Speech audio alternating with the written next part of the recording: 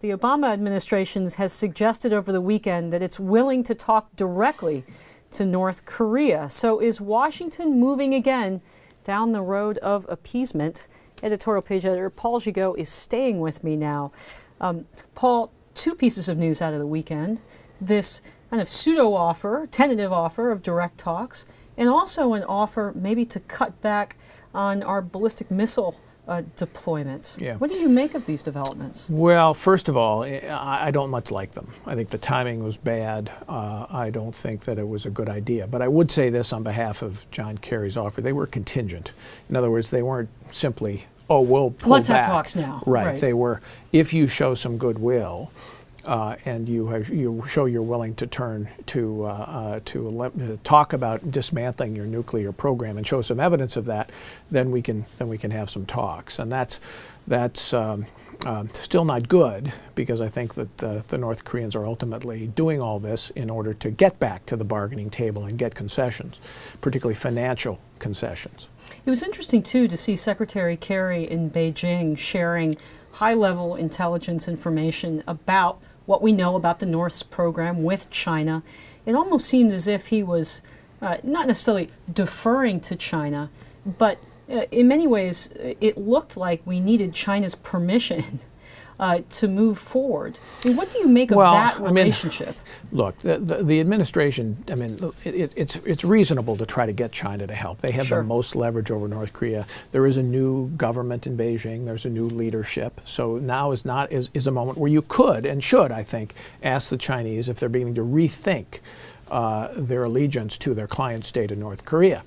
I've always thought that it's unlikely that they will actually break with North Korea, because what they really fear, I think, more than they should, is a united Korean peninsula under the jurisdiction of the South, essentially the German model. Right. They fear that because they assume it'll be allied with the West. I think it's an unreasonable fear. Why?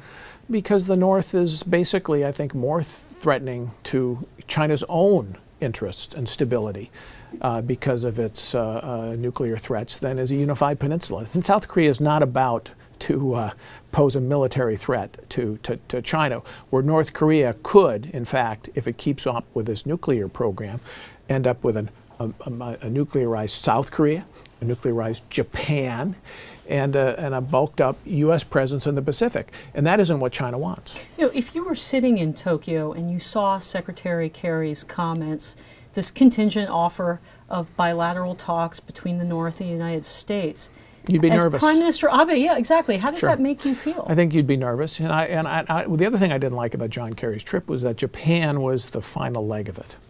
If I were planning this kind of trip, you plan these things to go with your closest allies first. You know, you can argue, okay, we should have gone to South Korea first, but you go Japan before you go to Beijing. So you get a unified position, so you send a reassuring signal to Japan rather than one that makes them nervous. And they are nervous because, look, every time we go to China, in the past, what they've said is, let's open the six-party talks. Which have accomplished nothing. Which have accomplished nothing. Except given North Korea time. Right, and some aid and help to prop up the regime. And China, again, looks like that's what it's doing. It's pushed the United States to do that, and I think Kerry was probably responding to that. Okay, editorial page editor Paul Gigot, thanks for being with us. We've also got a terrific editorial today on the North and how we've underestimated their militarization.